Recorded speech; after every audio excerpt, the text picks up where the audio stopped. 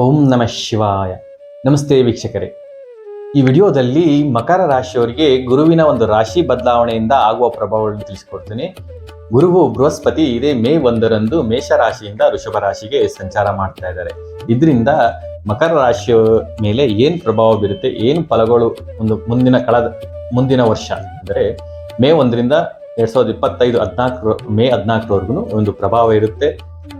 ಏನೇನು ಪ್ರಭಾವ ಬೀರುತ್ತೆ, ನಿಮ್ಮ ಜೀವನದಲ್ಲಿ ಯಾವ ಕ್ಷೇತ್ರದಲ್ಲಿ ಏನೇನು ಬದಲಾವಣೆಗಳನ್ನು ನಿಮ್ಮ ಜೀವನದಲ್ಲಿ ತಂದು ಕೊಡ್ತಾರೆ ಗುರು ಅನ್ನೋದನ್ನ ತಿಳಿಸ್ಕೊಡ್ತೇನೆ. ನಾನು ನಿಮ್ಮ ಆಧ್ಯಾತ್ಮಿಕ ಜೊತೆಗಾರ ರಮೇಶ್ ಸ್ವಾಮಿ. ಗುರುವು ನಿಮಗೆ ಪೂರ್ವ ಪುಣ್ಯ ಸ್ಥಾನಕ್ಕೆ, ಪಂಚಮ ಸ್ಥಾನಕ್ಕೆ ಸಂಚಾರ ಮಾಡ್ತಾ ಇದ್ದಾರೆ. ತುಂಬಾ ವರ್ಷಗಳಿಂದ ನೀವು ಕಾದಿದ್ದಂತ ಒಂದು ಗುರುಬಲ ಅನ್ನೋದು ಇವಾಗ ಬರ್ತಾ ಇದೆ. ಸಾಡೆ ಸಾತಿ ಕಳೆದ 6 ವರ್ಷಗಳಿಂದ ನೀವು ಅನುಭವಿಸ್ತಾ ಇದ್ದೀರಾ. ಜೀವನದಲ್ಲಿ ಮೇಲೆ ಏಳಲಿಕ್ಕೆ ಆಗ್ತಾ ಇಲ್ಲ. ಎಷ್ಟು ಪ್ರಯತ್ನ ಪಟ್ಟರು ನಿಮಗೊಂದು ಶುಭ ಸುದ್ದಿಯನ್ನು ಸಿಗ್ತಾ ಇಲ್ಲ. ಎಲ್ಲ ಕಡೆ ಲಾಸ್, ಸಾಲ, ಆರೋಗ್ಯ ಸಮಸ್ಯೆ ಈ ಥರದ್ದು ತುಂಬ ಅನುಭವಿಸ್ತಾ ಇದ್ದೀರಾ. ಗುರುವು ನಿಮಗೆ ಪಂಚಮ ಸ್ಥಾನಕ್ಕೆ ಬಂದಿದ್ದಾರೆ. ಒಂದು ಗುರುವಿನ ಆಶೀರ್ವಾದ ನಿಮಗೆ ಸಿಗ್ತಾ ಇದೆ. ಗುರುವು ನಿಮಗೆ ತೃತೀಯಾಧಿಪತಿ ಮತ್ತೆ ವ್ಯಯಾಧಿಪತಿ ಆಗಿದ್ದಾರೆ. ಹಾಗಾಗಿ ಗುರು ಪಂಚಮ ಸ್ಥಾನಕ್ಕೆ ಬರ್ತಾದ್ರಿಂದ ಪಂಚಮ ಭಾವವನ್ನು ವೃದ್ಧಿ ಮಾಡ್ತಾರೆ. ಯಾರು ಮಕರ ರಾಶಿಯ ಯೋಗ್ಯ ದಂಪತಿಗಳು ಮಕ್ಕಳಿಗೋಸ್ಕರ ಪ್ರಯತ್ನ ಮಾಡ್ತಾ ಇದ್ದೀರಾ, ಸಂತಾನ ವಿಚಾರದ ಪ್ರಯತ್ನ ಮಾಡ್ತಾ ಇದ್ದೀರಾ, ಕಳೆದ ಸುಮಾರು ವರ್ಷಗಳಿಂದ ನಿಮಗೆ ಈ ಸಂತಾನ ಆಗ್ತಾ ಇಲ್ಲ ಅನ್ನೋರು ಈ ವರ್ಷ ಖಂಡಿತ ಪ್ರಯತ್ನ ಮಾಡಿ.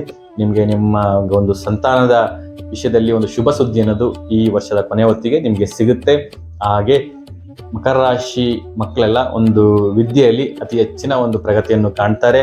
ಹಾಗೆ ಯಾರು ಶೇರ್ ಮಾರ್ಕೆಟು ಇನ್ವೆಸ್ಟ್ಮೆಂಟ್ ಲಾಸ್ ಆಗಿದ್ರಿ ಕಳೆದ ಕೆಲವು ವರ್ಷಗಳಲ್ಲಿ, ಈ ವರ್ಷ ನಿಮಗೆ ಲಾಭ ಗಳಿಸುವ ಸಾಧ್ಯತೆ ಜಾಸ್ತಿ ಇದೆ.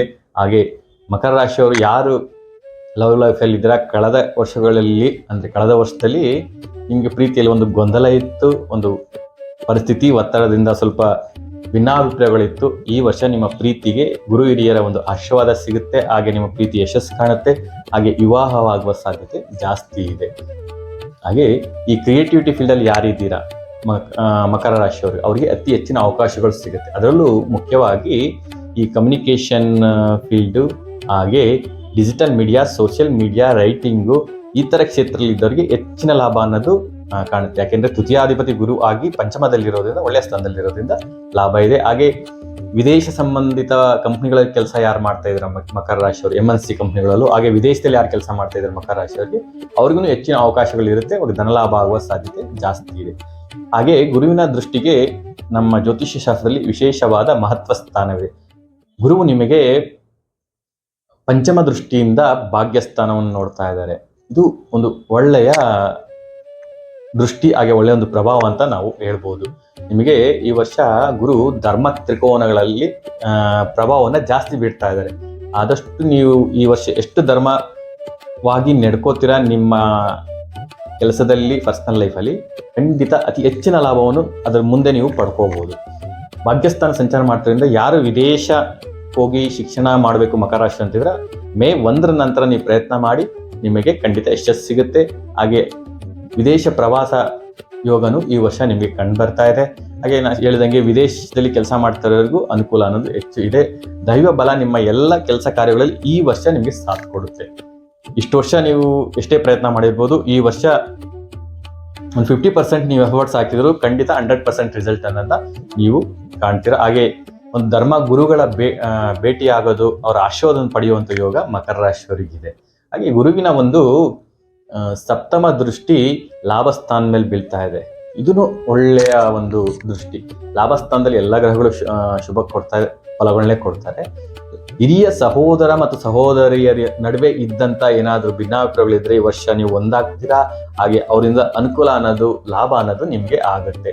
ಹಾಗೆ ಸಂಘ ಸಂಸ್ಥೆಗಳಿಂದ, ಸೊಸೈಟಿಗಳಿಂದ, ಈ ಕ್ಲಬ್ಗಳಲ್ಲಿ ಯಾರಿದ್ದಾರೆ ಇವರಿಗೆಲ್ಲ ಅತಿ ಹೆಚ್ಚಿನ ಅವಕಾಶಗಳು ಸಿಗುತ್ತೆ.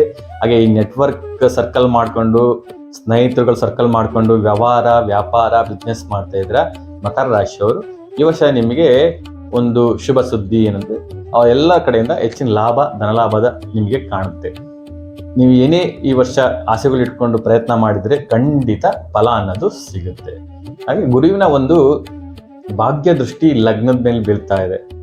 ನಿಮ್ಮ ತನುಸ್ಥಾನ ಮೇಲೆ ಬೀಳ್ತಾ ಇರೋದ್ರಿಂದ ನೀವು ನಿಮ್ಮ ಇಷ್ಟು ವರ್ಷದಲ್ಲಿ ನೀವು ಆ ಒಂದು ಒತ್ತಡ, ಪರಿಸ್ಥಿತಿ, ಸಾಲ ಈ ಥರ ಜೀವನದ ಒಂದು ಸಂಸಾರದಲ್ಲಿ ಜಂಜಾಟದಲ್ಲಿದ್ದಾರಲ್ವ, ತಮ್ಮ ಅಪಿರಿಯನ್ಸ್ ಬಗ್ಗೆ ಅಂದರೆ ತಮ್ಮ ಬಗ್ಗೆ ತಾವು ಕೇರೆ ತಗೊಂಡಿರಲ್ಲ, ಆರೋಗ್ಯದ ಬಗ್ಗೆ ಇರ್ಬೋದು.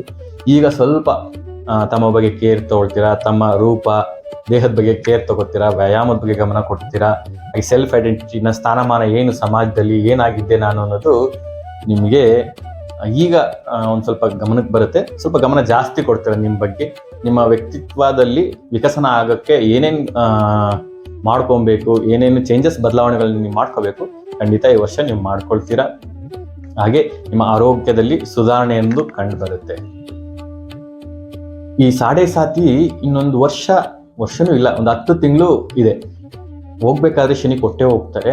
ಹಾಗಾಗಿ ಆಲ್ಮೋಸ್ಟ್ ತುಂಬಾ ಜನ ಒಂದು ಹಂತಕ್ಕೆ ಪರಿಹಾರ ಅನ್ನೋದು ಮಕರ ರಾಶಿಯವರಿಗೆ ದಾರಿ ಅನ್ನೋದು ಕಾಣಿಸ್ತಾ ಇದೆ. ಬಟ್ ಆ ದಾರಿಲಿ ಹೋಗ್ಬೇಕಾಗತ್ತೆ. ಒಂದು ಟ್ರ್ಯಾಕಿಗೆ ಬಂದಿರ್ತೀರಾ. ಖಂಡಿತ ಈ ಗುರುಬಲ ಬರೋದ್ರಿಂದ ಖಂಡಿತ ನೀವು ಒಂದು ಒಳ್ಳೆಯ ಟ್ರ್ಯಾಕಿಗೆ ಬರ್ತೀರಾ. ಮಕರ ರಾಶಿಯವರು ಗುರುವಿನ ಆರಾಧನೆಯನ್ನು ಮಾಡಿ, ಹಾಗೆ ಪ್ರತಿನಿತ್ಯ ಹನುಮಾನ್ ಚಾಲೀಸ್ ಪಠನೆ ಮಾಡೋದು ಮಾತ್ರ ನಿಲ್ಲಿಸ್ಬೇಡಿ. ಮೇನ್ ಪ್ರಯತ್ನನೇ ಮುಖ್ಯ. ಎಷ್ಟು ಪ್ರಯತ್ನ ಮಾಡ್ತೀರೋ ಅಷ್ಟು ಫಲವನ್ನ ನೀವು ಈ ವರ್ಷ ಪಡಿಬೋದು. ಹಾಗೆ ರಾಹು ನಿಮಗೆ ತೃತೀಯ ಭಾವದಲ್ಲಿದ್ದಾರೆ. ಆಗಲೇ ಹೇಳ್ದಂಗೆ ರಾಹು ಬಾಹುಬಲಕಾರಕ. ಮತ್ತೆ ರಾಹುವಿನ ಪ್ರಭಾವ ಕಲಿಯುಗದಲ್ಲಿ ಜಾಸ್ತಿ ಇದೆ. ಯಾಕೆಂದ್ರೆ ಛಾಯಾಗ್ರಹ ಅಲ್ಲ, ಆನ್ಲೈನ್ ಅನ್ನೋದು ನಮ್ಮ ಜೀವನದ ಅಲ್ಲಿ ಆಸೆ ಒಪ್ಪಿಬಿಟ್ಟಿದೆ. ಅಂದರೆ ಎಲ್ಲರೂ ಆನ್ಲೈನ್ ಬಳಸ್ತಾ ಇದ್ದಾರೆ. ಹಂಗಾಗಿ ರಾಹುವಿನ ಪ್ರಭಾವ ಇರೋದ್ರಿಂದ ಒಂದು ಒಳ್ಳೆಯ ಸ್ಥಾನದಲ್ಲಿ ಇರೋದ್ರಿಂದ ಈ ಡಿಜಿಟಲ್ ಮೀಡಿಯಾ, ಆನ್ಲೈನ್ ಮೀಡಿಯಾದಲ್ಲಿ ಕ್ರಿಯೇಟಿವಿಟಿ ಫೀಲ್ಡ್ ಯಾರಿದ್ರೆ ಅವ್ರಿಗೆ ಹೆಚ್ಚಿನ ಅವಕಾಶ ಮಕರ ರಾಶಿಯವರಿಗೆ ಸಿಗುತ್ತೆ. ಅದನ್ನ ಸದುಪಯೋಗ ನೀವು ಮಾಡ್ಕೊಳ್ಳಿ. ಹಾಗೆ ಶನಿ ನಿಮಗೆ ಧನಸ್ಥಾನದಲ್ಲಿ ಸಂಚಾರ ಮಾಡ್ತಾ ಇದ್ದಾರೆ, ಆಗ್ಲೇ ಹೇಳ್ದಂಗೆ. ಹಾಗೆ ಕೇತು ಅಷ್ಟಮದಲ್ಲಿ ಸಂಚಾರ ಮಾಡ್ತಾ ಇರ್ತಾರೆ. ಹಾಗಾಗಿ ಗಣಪತಿ ಆರಾಧನೆ ಅನ್ನೋದು ನೀವು ಮಾಡ್ತಾ ಇರಬೇಕು. ಹನುಮಾನ್ ಚಾಲೀಸ್ ಪಠನೆ ಮಾಡಬೇಕು. ಹಾಗೆ ನಾಯಿಗಳಿಗೆ ಆಹಾರವನ್ನು ನಿಮ್ಮ ಹತ್ರದಲ್ಲಿ ಕಾರ್ಯ ಕ್ಷೇತ್ರದಲ್ಲಿ ಇರ್ಬೋದು ಅಥವಾ ಮನೆ ಹತ್ರ ಇರ್ಬೋದು, ಅದನ್ನ ದಿನನಿತ್ಯ ರೂಢಿಸ್ಕೊಳ್ತಾ ಬನ್ನಿ. ನಿಮ್ಮ ಜೀವನ ಒಂದು ಉತ್ತಮ ಗತಿಗೆ, ಏರುಗತಿಗೆ ಈ ವರ್ಷ ಇರೋದ್ರಲ್ಲಿ ಯಾವುದೇ ಸಂಶಯ ಇಲ್ಲ. I wish you all the best. ಮಕರ ರಾಶಿಯವರಿಗೆ ಈ ವಿಡಿಯೋ ಇಷ್ಟ ಆದರೆ ಲೈಕ್ ಮಾಡಿ, ಶೇರ್ ಮಾಡಿ, ಕಮೆಂಟ್ ಮಾಡಿ, ಹಾಗೂ ನಮ್ಮ ಚಾನಲ್ನ ಸಬ್ಸ್ಕ್ರೈಬ್ ಮಾಡ್ಕೊಳ್ಳಿ. ಧನ್ಯವಾದಗಳು. ಸಾಯಿರಾಮ್.